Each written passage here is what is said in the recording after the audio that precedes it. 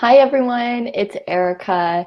We're going to try this again. I tried earlier to get this up for you live, and we're finding out that every new thing we do takes, one step forward, two steps back. So here we are again. I'm going to introduce what I'm calling here a 3-day Ayurvedic cleanse. It's a super simple way to reset your digestive system, improve your gut health, and notice improvement in your metabolism and your energy levels in just a couple of days. A little bit of background. Most of you know me through one form or the other. It's an interesting group. I have been talking with and working with here friends from high school to when we were in Albuquerque and now in Arizona.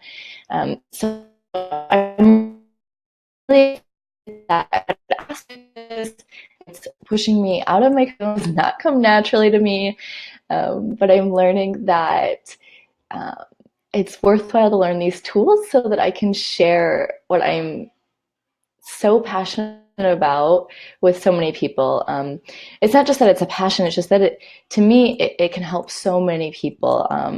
And we'll see here, we'll go into a little bit of it, is that I really feel like Ayurveda has ancient knowledge that's really applicable and useful for our modern lives. It can help us address a lot of the issues we're facing. Okay, so the 3-day cleanse consists of essentially two things, and we'll dive into this, but just to give you a brief overview, we're going to look at ghee, which is, if you haven't heard of it or haven't used it, it's clarified butter. And then itself is a hot recipe of protein. You have your beans and your rice, which make up all of the essential amino acids, and veggies and spices. And spices are probably things you wouldn't use otherwise. And so this is a great way to get them into the body and to really help feel their benefits. Okay, so we'll continue here with our medical disclaimer. I am not a medical professional. I practice Ayurvedic medicine, which is a complementary medicine, a primary care provider before starting any of these cleanses, no matter how simple they may be. Okay. What I love about this recipe is if you've been to ashram, I think about half of the people that I'm sending this to have been to ashram. So you've experienced it. The recipe is khichdi, of course. And it's a staple at ashram because it's so cleansing. A yoga center, traditionally run by monks or swamis. It's a monastery where the teachings of yogas were taught, the teaching of yoga, or even the Vedic sciences, actually. The Vedic sciences include Ayurveda, yoga, Jyotish, and Vastu. Essentially, how to live a good life. If you're anything like me, I came to yoga because I wanted some sort of guidelines for living without the moralistic dogma of the religion I grew up in. And what's interesting is that actually through this process, I've learned to love my birth religion again because now I can see it through fresh eyes.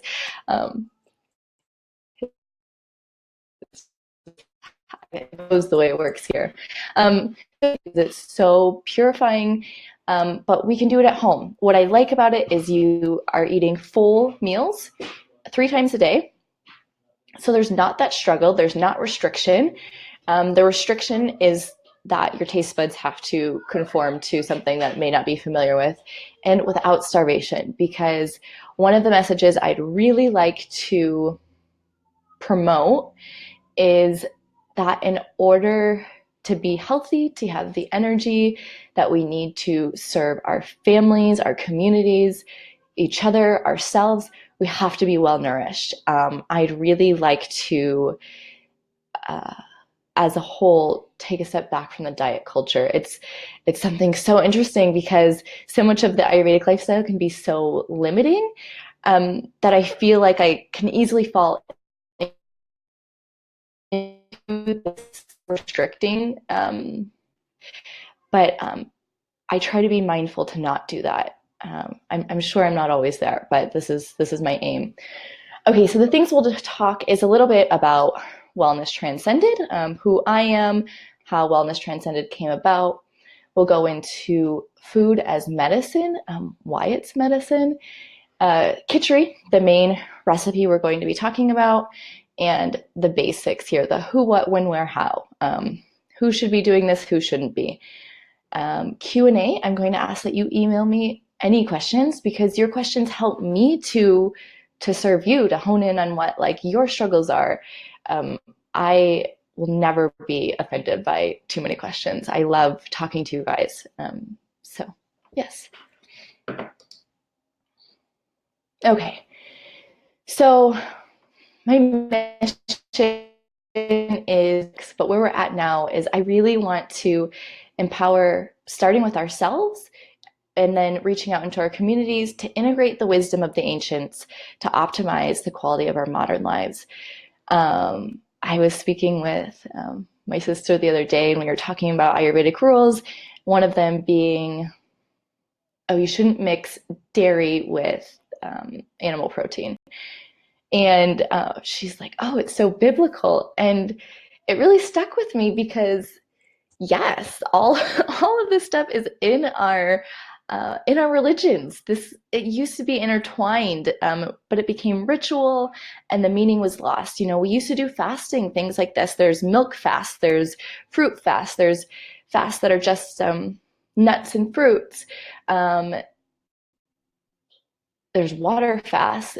Certain times of the year, it was based. A lot of it was based on the planet and the moon cycles, and there was even female cycle. And anyway, so, but it was all intertwined with our religions, and then our religions became dogmatic, and we kind of forgot the wisdom behind it. So what I'd like to do is bring out that wisdom and try and integrate it back in. All right, food as medicine. There's two things we're going to be talking about. It's not talked about often enough in our culture, is the importance of proper digestion. If you've worked with me, you know I ask a lot about your bowel movements, about how often you're peeing, you're sweating. These are all detox pathways, and we want to make sure that they're optimized. When, you know, at the time we're doing this is right after Thanksgiving, we're going into the holidays, where we're heavier white, because in the winter we should be balancing out the dryness and lightness of winter. It was proper that our ancestors were using heavier foods during this time, because the nourishment wasn't quite as rich. I mean, the fields weren't full of vegetables and fruits. So, you know, we had more of the cookies, and it was fine. We put on our padding for the winter. But that the foods that we eat can be heavier, and they can be harder to digest. So we can start to feel sluggish. We don't have as much energy. And so what I really like about this recipe is it can be a quick reset. I like the 3 days because you get enough of it to really feel benefits, but it's not too long. You can do it, say, like a Tuesday to Thursday. Instead of like having to do it over the weekends while there's holiday festivals going on, these sort of things. So one of the ways that we improve our digestion is noticing the 6, well, later, each one has different effects on our ability to digest the food. And then we'll go into the recipe. This recipe isn't the only way you can do this. It's just a super convenient way. It's called the Indian equivalent of chicken noodle soup.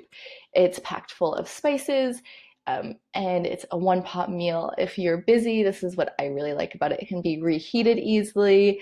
My little note here is that it's best not to use the microwave. Don't tell me if you do, it's fine.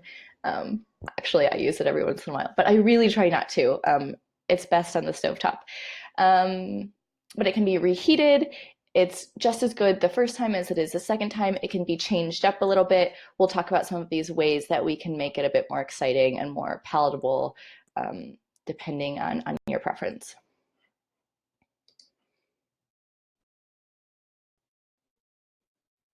diet. It's called a mono diet. So, meaning you will eat the same thing breakfast, lunch, and dinner.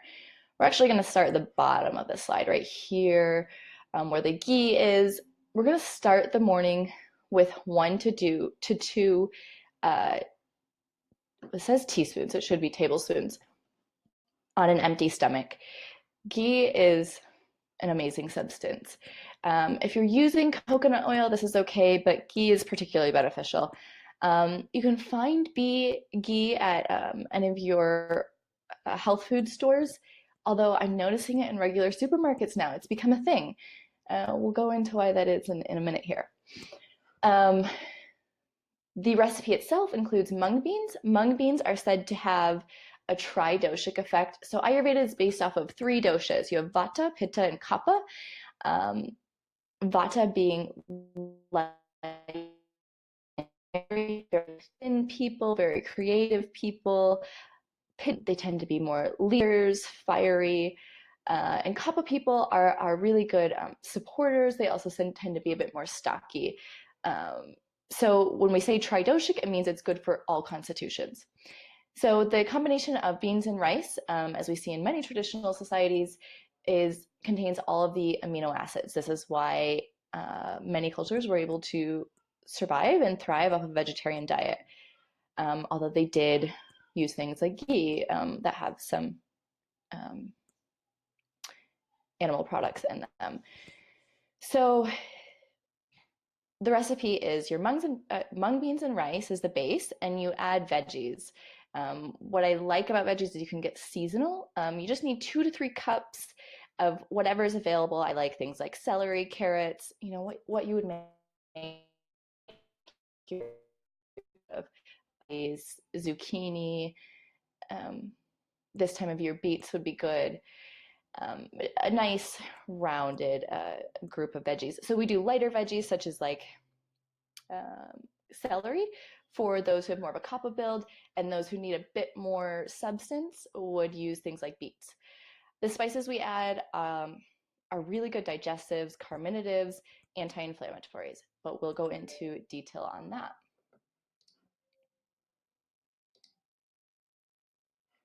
Okay, so the 6 tastes here.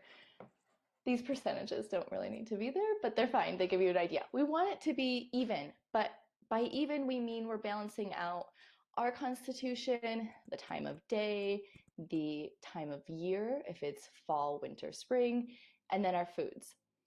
What Khichdi does is it has a little bit of taste. Astringent would be the beans, salty is part of the spices, pungent would be the spicy, like when we think of like chilies, that's pungent, and bitter is going to be like the coriander, cumin. Sour we can add through things like lime.